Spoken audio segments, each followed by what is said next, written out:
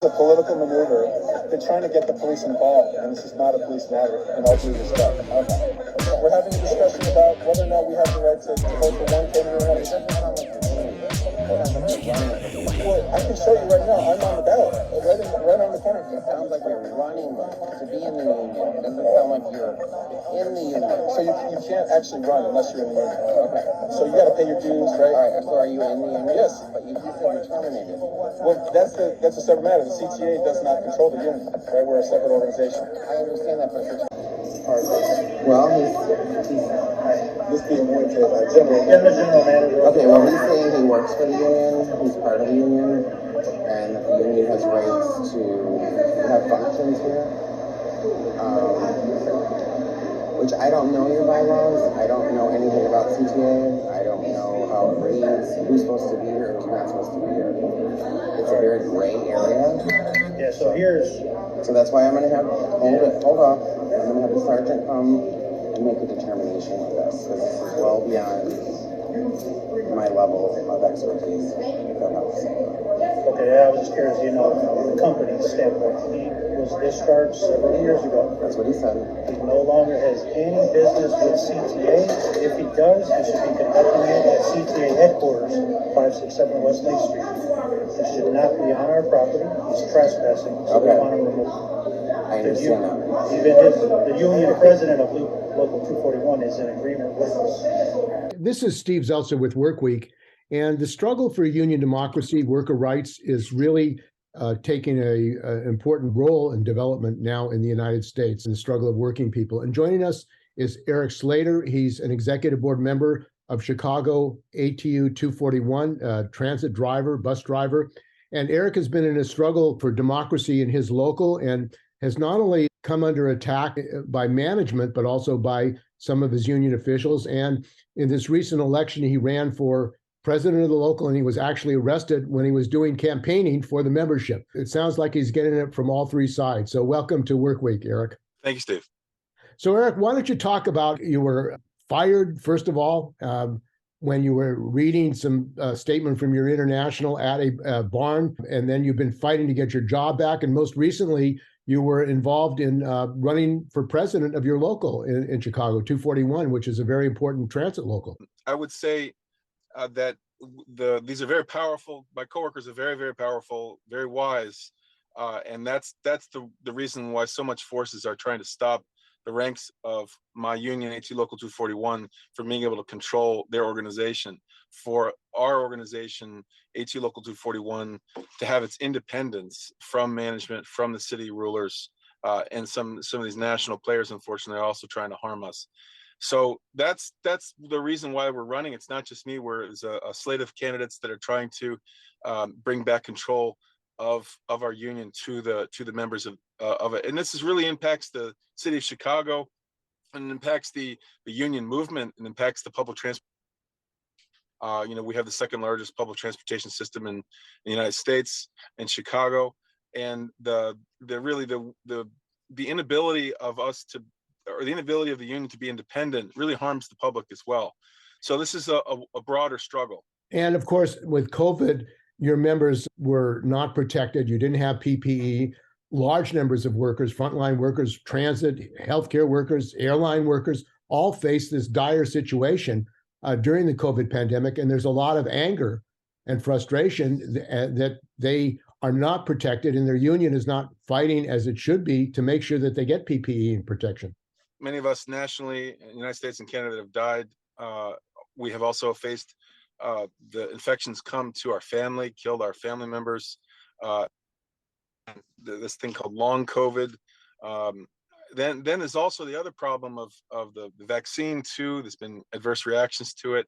Many of my coworkers were frustrated at the way that the union officials mishandled the situation by going to a binding interest arbitration and giving away our rights to simply test. Many of the workplaces, transportation workplaces around the world, allow workers to test once a week, and workers that had adverse reactions to the vaccine weren't allowed to do that. Were fired for it. There's many hundreds of workers, and that's in the context of agencies and their management, which are unelected management that really are antagonistic towards us and our family.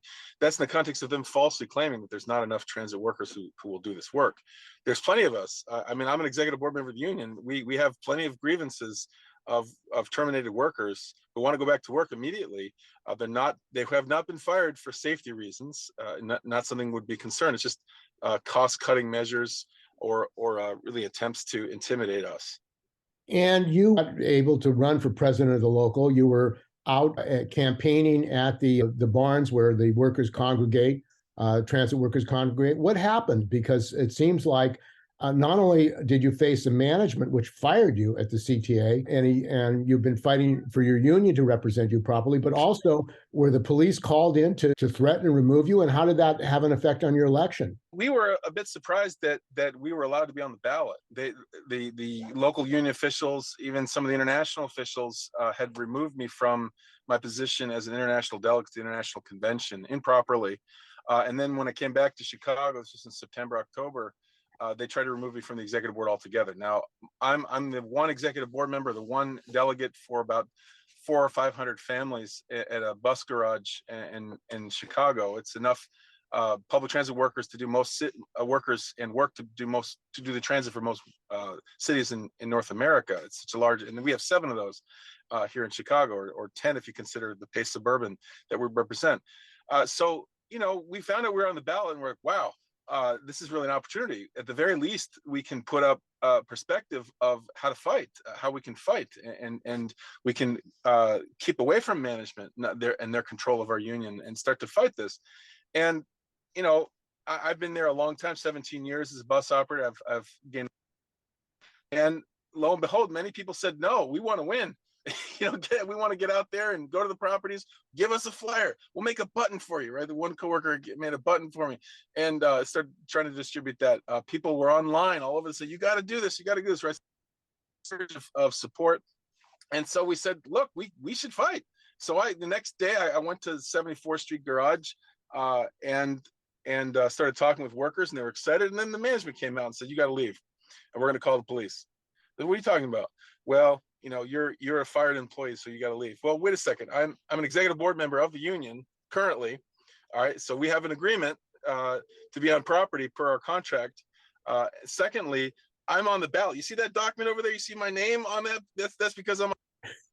So how is it you're interfering with our union? So they actually did. They not only that, they called the police many times. All 7 of the CTA garages. We also had problems at the Pace Suburban. And then they actually went to the step. So we had conversations with management and said, look, this is the law. The law states you can't do this. You are breaking the law by even interrupting our meetings and discussions, you know, per our labor law, per the contract. And they kept on going, even with all their lawyers. And then they kept on calling the police. The police showed up, and they're like, we showed them our documents, and a few of the police were like, yeah, you're right. You know? And so they said, well, you know what, but they're the bosses here. We still got to kick you out. So generally we followed instruction, but at one point they just didn't even try. They just arrested me. And I was at my garage the day before the election was going to occur, the most critical moment. And I spent 8 hours in jail in Chicago. We had press conferences the next day. We had allies were organizing 2 press conferences in Chicago while I was in jail. It was wonderful. Another coworker led a meeting online. Beautiful moment. And then so obviously this was the management using with close collaboration, unfortunately, which is shown in the videos that we're just starting to get from the police camera footage, close collaboration with the union officials to have their people in. They want a passive union. They want a union that they can control. And so they don't want an honest unionist or several honest unionists to be able to have the chance of being elected by their coworkers. So that's what happened so far. This been happened since then. So it sounds like your struggle to defend your membership and their rights is facing not only the management of the union, but your union officials and the ATU International and the police in Chicago. But you're growing, it seems like you're growing in strength, and members really want representation. They really want a fighting union. It sounds like that's what you're saying. Yeah, we're getting attacked badly on the street. The buses, the trains. We're can't even get a day off without pay. You know, the fight of the rail workers nationally, we definitely see that, right? That's we just want to, you know, you want a bus operator or a mechanic that's going to safely do the work for, you know, you put your kids, your grandparents on the bus or train. You want a responsible person. Well, responsible people, we have responsibilities. We got families to take care of. You know, we need a day off once in a while from the extreme stress and violence and health problems of being a frontline public transit worker. And so management is just keep on attacking. They treat us like children, like we're criminals in the work site. They see us as an enemy. It's very, very open struggle. Many people don't know about this who are not actually on the front lines. Okay, well, I want to thank you very much for joining us on Work Week. And obviously, your struggle there in Chicago is important not only for yourself and your local, but for workers all over this country. The right for a democratic workplace, the right for a democratic union, and also not to have the police coming in and interfering in your union election. So thanks for joining us. All right, thanks, Dave. This is sort of a